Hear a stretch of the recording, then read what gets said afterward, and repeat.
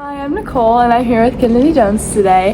And today I'm going to be asking her about her experience at Louisville Girls Leadership. How did you first discover Louisville Girls Leadership? It's actually kind of funny. I discovered it through Instagram, and they had ads on Instagram. I just wanted to apply for fun. That's cool. What inspired you to join the organization? I feel like what inspired me to join the organization is to learn better about myself. They're all about self-development, and so I was already struggling through my sophomore year, and I just wanted to find friendships and discover who I am as a person more. What are some skills that you have attained from them? I feel like advocacy, we definitely are big on advocating for everyone, really. I've been to the Capitol a few times through LGL, and we advocated on reproductive rights, different types of social justice, things like that. What is it like getting to know the other girls in the organization? I mean, in the beginning, I came in by myself. I didn't know anybody, and so it was a little nerve-wracking since I can get a little shy, a little timid. But once you know everybody, everybody's very fun, very friendly. You'll get to know them very quickly, and I feel like it's a fun time. What is one word to describe your overall experience at Louisville Girls Leadership and why? I say inspirational. I've definitely been inspired by all the other girls that are in different grade levels, helping me better understand myself, understand the world around me. How do you live out Louisville Girls Leadership's mission in your everyday life? I would say I definitely inspire to just be myself no matter what place or environment I am. Awesome. Thank you so much, Kennedy. No problem.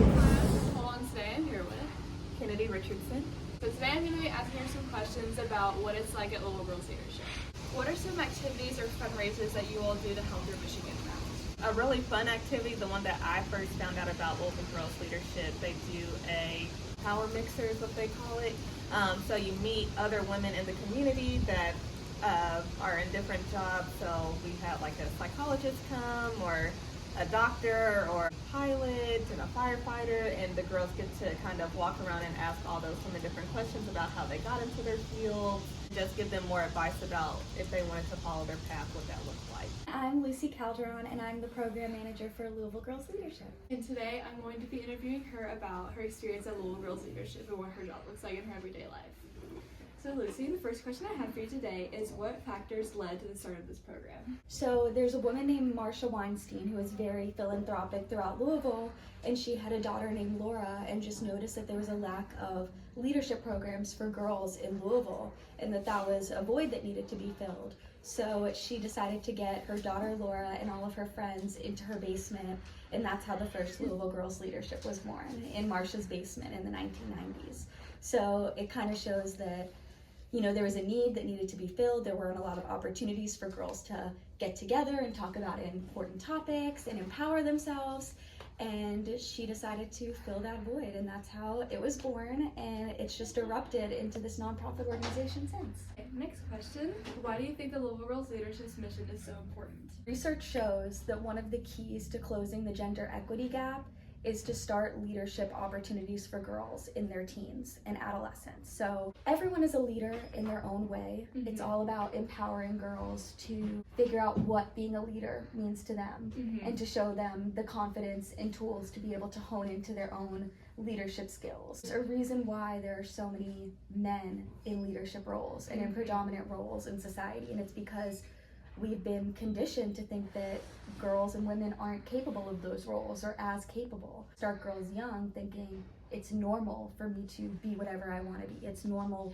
I have a right to be at those tables and be at those places in society. I think leadership skills and getting more women in places where it's important for women to be is really crucial to our mission, but also girls need to be around other girls. We represent, I think it's 24 different high schools throughout Louisville. Part of being a leader is being able to connect with people that you otherwise wouldn't be surrounded with.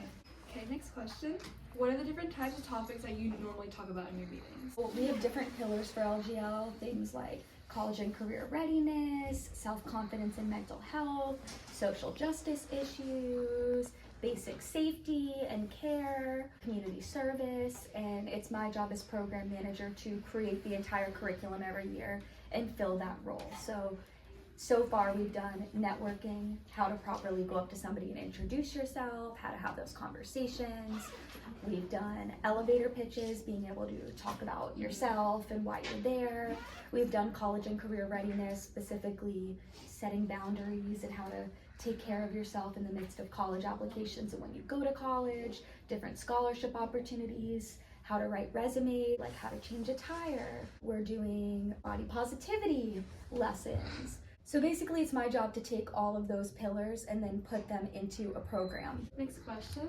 How do you feel social media has both positively or negatively affected girls' leadership and their confidence? I think that what's really good about social media is it connects girls to each other and resources when they otherwise wouldn't be. The downside is people usually post their best selves or when they're having the most fun on social media. It can be easy to feel left out, have a lot of FOMO, you see your friends hanging out without you, you see girls doing makeup tutorials which can 50-50 either make you feel empowered and want to do the makeup skills or make you feel bad about yourself. It makes you feel like you need to fit the newest trends. Yes. Yeah.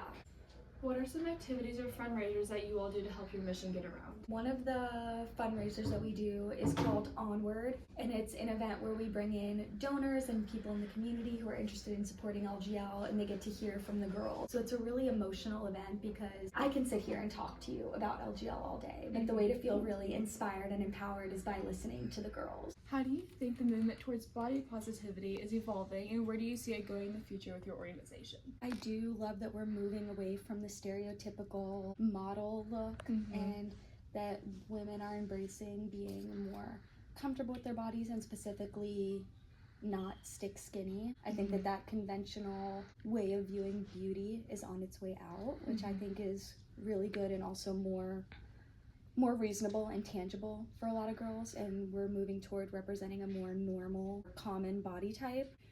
What are some challenges that you have faced throughout your time in this program? I definitely think that we should take more girls, that we have a cohort of 64 girls currently, so it's 47 who are in the program and then about 15 to 18 steering committee members, and it's the largest class we've ever had. Every girl should have the opportunity to be in a program like Louisville Girls Leadership and embrace their leadership potential and be around different girls and feel empowered in different ways. And get that experience. And get that experience. So it's a lot more people to keep track of. And as one person, that's very overwhelming.